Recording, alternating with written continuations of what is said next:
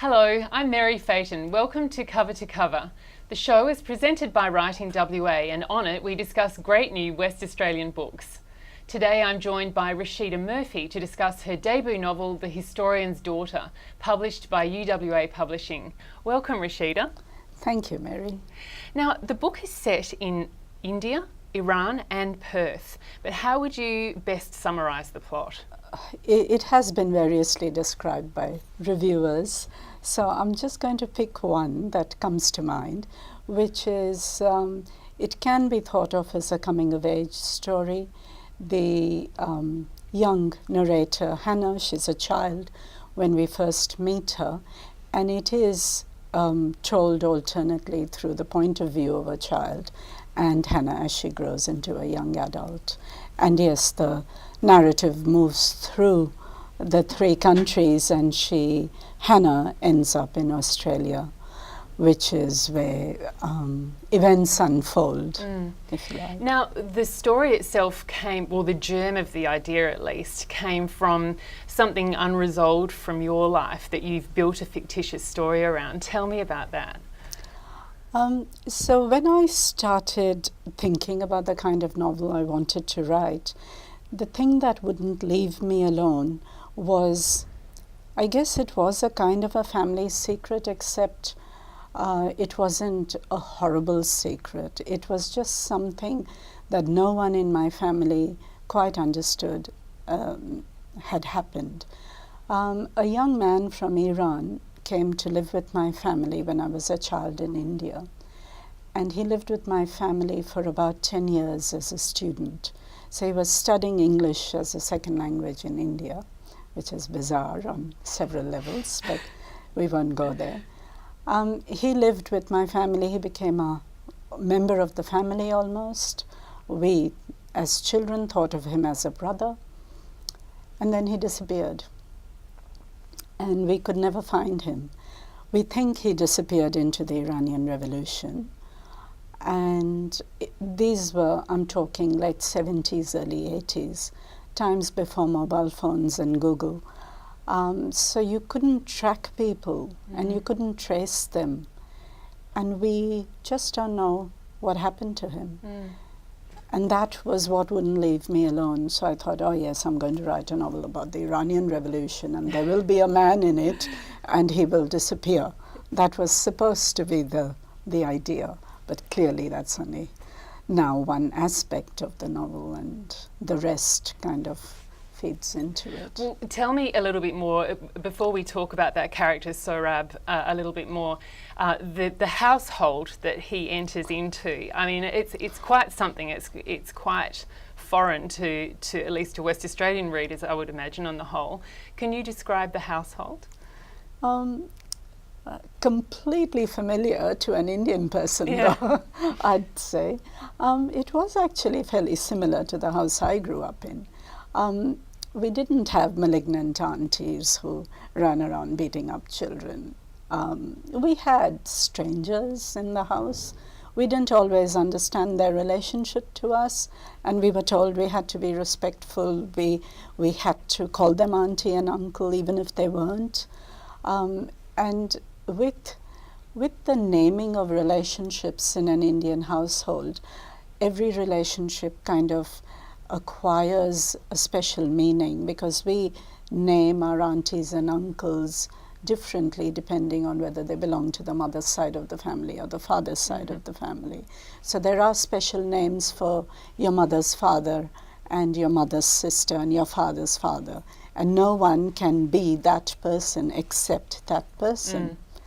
So we understood that, yet there were these random strangers who used to come, and then we were told to call them by the name that we knew our real aunties and uncles were called.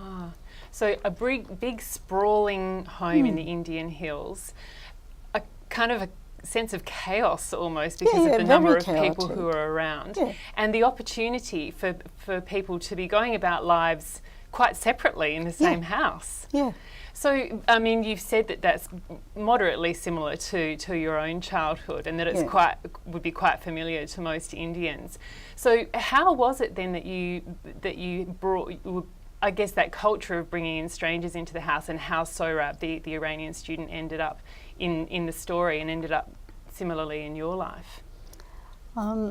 So, I guess because I was used to having strangers come into the house as a child and dealing with those strangers, they weren't always nice people. I, as a child, I had opinions. I grew up in a fairly bookish household, so I read a lot, just as Hannah does.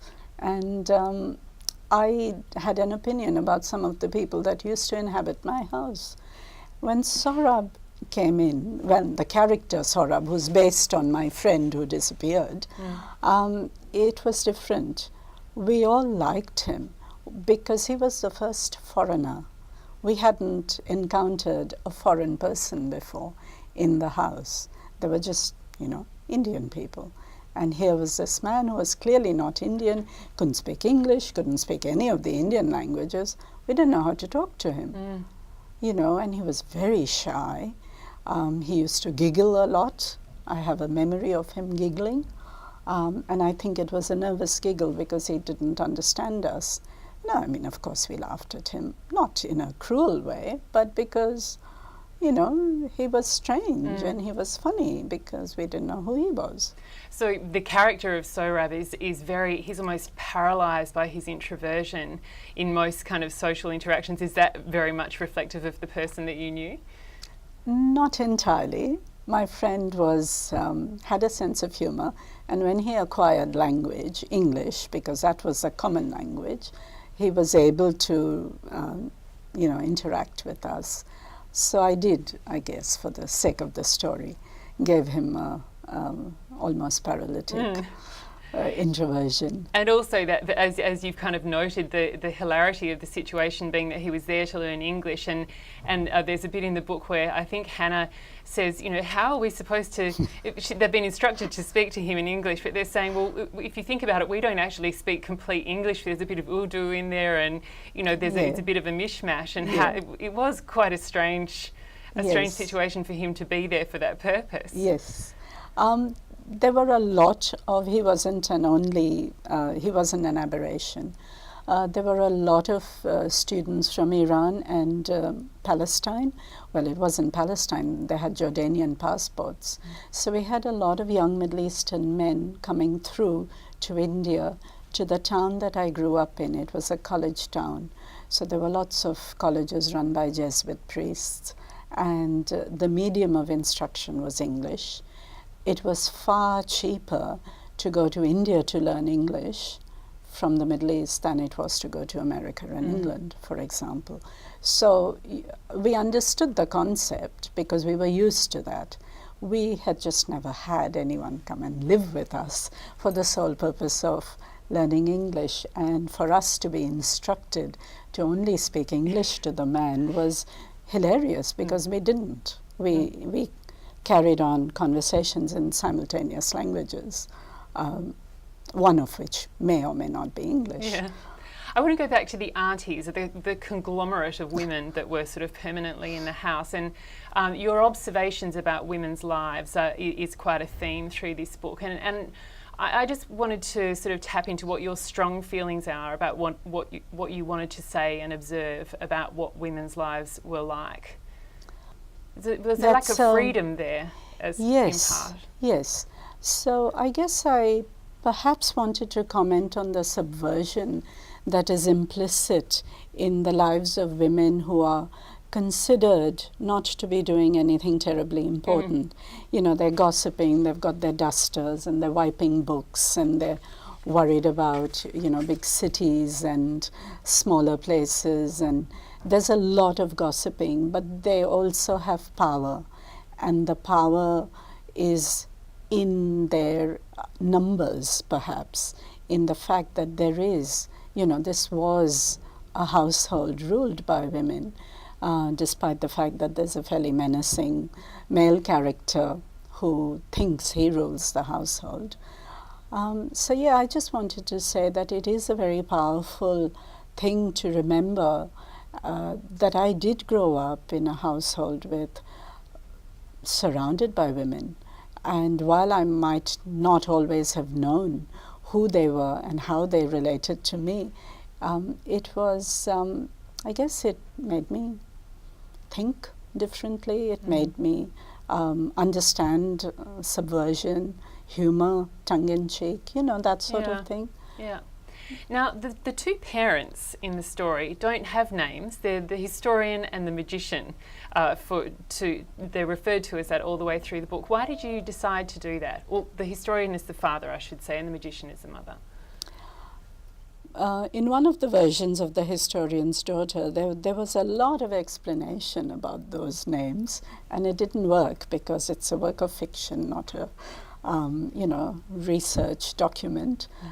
So I took all the explanations out, and I just went with the magic of it, if you like. So the magician, simply because, she rules the kitchen, she creates magic in the kitchen. The girls fall over and, kiss it better, like magic, it'll go away. So I wanted her to have, and perhaps also a slightly detached relationship with her daughters, who absolutely adore her and think she can do no wrong. Yet she's not entirely involved in their lives. There's so much going on that she doesn't see because of her slightly elevated status in the family. And I guess I wanted to convey that. The historian originally was a lot more menacing and horrible, until I couldn't even stand to write him. So I, tried to round him off while keeping the menace alive.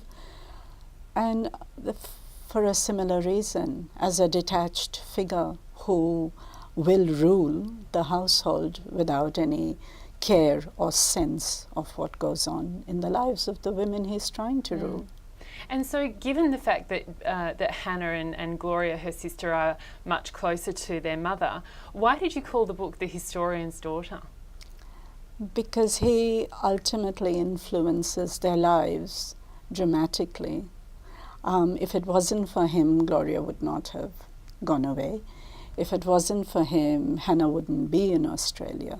So he made those two really crucial decisions over which the girls had no power.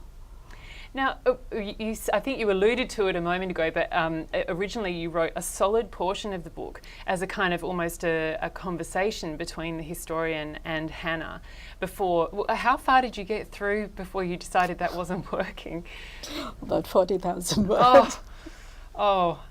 Yeah. So, and what was the experience like of having to stop and realise you were going to have to rewrite it? No. Tears initially. Really? This is really hard. I've made a big mistake. Maybe I should just go and write a short story instead. Really hard. It was awful to recognize that it wasn't working. I couldn't go on. There were bits of it that were working, but I wouldn't have known how to bring the other characters in, how to let them tell their story, even if it was, I realize it's, first-person narrator, and it is limited to whatever Hannah sees and observes. But with that conversation between the all-powerful male and the really vulnerable girl, there wasn't much happening. It was a good conversation for a few pages, but it would not have withstood the length of a book.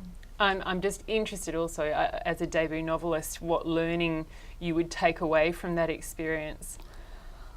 I actually wrote 4 versions of that novel. And when I say versions, from beginning to end, and then started again. Oh my goodness. And then started again, because every time I knew I had to make a change, it wasn't just a simple matter of moving a few scenes and a few people around. I had almost 15,000 words of the Scottish grandfather, who has exactly a sentence devoted to him at the start of the book. But I got carried away. I thought, oh, this is great, you know. Went off and did some research and decided Scottish grandfather is a good idea to have, and gave him his own life, and he was doing wonderful things. And I thought, right, now what does this have to do with the story? Anything. Yeah. So, yes, I'm still devoted to him, and he's still living in a shelf somewhere. I might trot him out. The second novel. I'm interested, given that there are enough similarities between your childhood and Hannah's. Does it feel in any way autobiographical to you? Bits of it are, but the only thing I guess I gave to Hannah that would be similar to my life would be my confusion. So, yeah, it's not a true story. I mean, we didn't, lock up people. There is family legend that says there was a woman who lived in the attic and no one saw her, and she was an aunt of sorts. So, again, it was intriguing, growing up in a house, hearing all these stories kind of floating around. And again, it was a what if. What if, we did lock up an auntie in the attic? Why? What would she have done that was so horrible that she required to be locked up? So when the book is published and the family's reading it, there's no sense for you of, I wonder if so-and-so is going to be offended or upset or... I hope not. I mean, I can't say for sure because it could be about me. It could be about my life. And there are enough similarities for people close to my family and immediate family, like, my sister and brothers and first cousins, to imagine that I'm writing about us. So it's hard to say. I mean, I didn't deliberately set out to tell a family story about secrets. But, yeah, I mean, with that kind of background, it's a bit hard to ignore, exactly. and why not make use of it? Yeah. Now, part of the book is set in Iran, which is the one setting that you haven't actually been to. What lengths did you have to go to make that satisfactorily authentic? I steeped myself in Iranian literature to start with because I needed to know. It's a bookish book. It is about books and stories, and I needed to know what the Iranian characters would have been reading in the 70s and 80s, if anything. I needed to know what intrigued them the way Hannah was intrigued, by the Sohrab and Rustam myth, the story, the poem that the magician reads all the time. So I did that. I watched a lot of Iranian films. I read about the Iranian Revolution. And now there's a dedicated website that blogs about what happened during the revolution. And I do have a lot of Iranian friends. I grew up around Iranians. I still have a lot of Iranian friends here. So I picked their brains mercilessly. I eavesdropped on their conversations. I follow Farsi. I do understand a conversation in Farsi if it's going on around me. So I felt that was my way in, but I was still quite nervous about the authenticity of writing a country I have never visited. Absolutely. You mentioned your bookish childhood, and it was such a bookish childhood that you almost regard that experience as a primary mentor for you as a writer. Yeah. Don't you? Can you describe your reading habits even from a young age? I read anything that was available. So if I could read, and if the sentence made sense, I read it. So there were lots and lots of books in different languages in the childhood library. So there were books in Farsi, there were books in Hindi, Sanskrit, Latin, German, and English. So clearly I couldn't read all those other, I can read Hindi and Sanskrit because the script is the same. But it took me a long time to read books in Hindi, and English was easier. So I guess I read Shaw, the complete works of Bernard Shaw by the time At what age? between about 12 and 14. When I say I read them, I don't think I completely understood what I was reading, but they were fascinating and they were beautiful books, leather and hardcover and thin parchment pages and just the feel of the books. I think I read because they felt so good and they smelt so good. Well, I must digress slightly there, because part of when you were on your research trip in India, you ended up in the oldest library in the country. Yes. I'd love to hear your description of that. Yeah, I kind of wanted to stow away there for a while, and I wondered if they'd notice if I didn't come out. It was enormous. It wasn't huge, but the feeling of being in the oldest library, in the former Viceregal Lodge, which became, when after Lord Mountbatten gave India back to the Indians and went back to England, it became what it is now, the India Institute of something or the other studies, I think. And it's not a working library, is it? No, Yeah. it's a museum. So what's in there? Books from a lot of books in Hindi, a lot of books in Sanskrit, old books, the freedom documents that were signed. And they were signed there as well? Are they signed on those Not premises? in the library, No. but there was a room where the freedom treaty was signed. Wow. Yes. So It I struck me wasn't. that was like a formative, turning point for you, that whole experience being in India. I mean, I wasn't allowed to touch them or borrow them or take them out. I could just look at them. And stow away if you were lucky. So, it was just so this is it. Yeah. Shelves and shelves of books.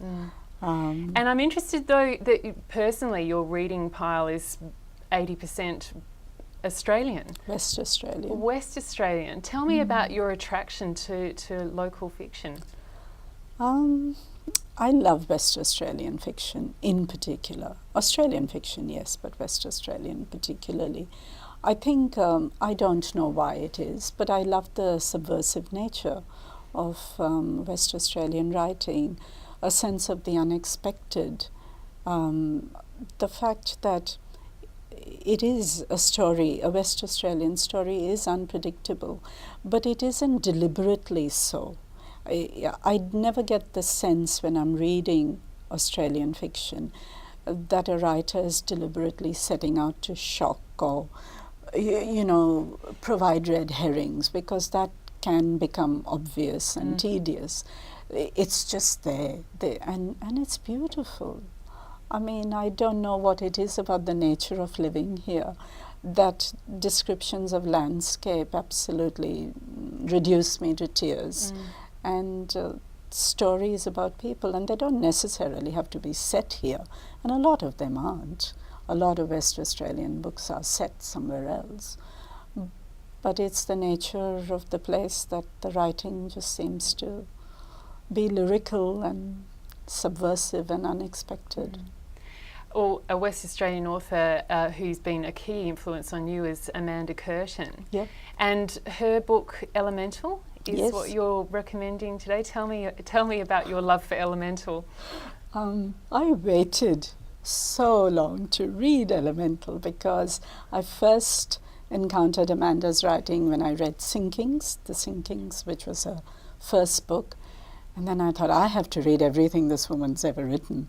And went off and got a copy of Inherited. And at that time, I actually met Amanda and realized she was, writing Elemental then. So, come on, hurry up and write. I want to read this book. So yes, I was the first in the queue to buy a copy and 8 others to send to everybody I knew. 8 others. Oh, so you actually bought all those additional copies before you had even read it yourself? Yeah. I mean, that's true confidence. Well, yeah, I knew it was going to be wonderful, and it was. I was bereft.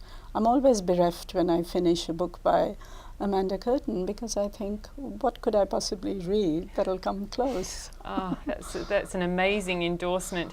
Well, Rashida, congratulations on The Historian's Daughter. It is a beautiful read, and I feel bears reading over again as well. You know, once you've passed the initial reading, I really enjoyed going back over it again. So I look forward to your further work, and thank you so much for joining me today. And thank you very much. Thank you, Meri.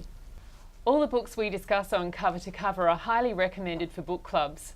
Prior to each month's episode, we email a newsletter to interested book clubs with detailed information about our next featured book. To sign up for this free service, head to the subscribe section of Writing WA's website. If your book club is interested in a particular genre, then please include that information when you subscribe. We understand that many of our viewers don't have a local bookshop where they can buy the books we feature on the show. So we've made a special arrangement with Crow Books in Perth. Place your order with them by phone, mention the code Cover to Cover, and you'll get the postage free. We love receiving your feedback about Cover to Cover. If you'd like to get in touch with us, please use the email address shown on the screen. Thanks also to those of you who've put writers in your communities in touch with us. We love hearing from them. Next month, my guest is Albany writer Sarah Drummond. We'll be discussing her novel The Sound, which is published by Fremantle Press. This beautiful and thought-provoking story is set on the southern coastline of Australia in early colonial times. The main character, a Maori man who finds himself caught up in violent acts similar to those he is on a quest to avenge. Thanks for joining me on Cover to Cover again this month, and thanks once again to Rashida Murphy. Thank you, Meri. Enjoy reading local, and I look forward to your company next time as we discover another great new West Australian book.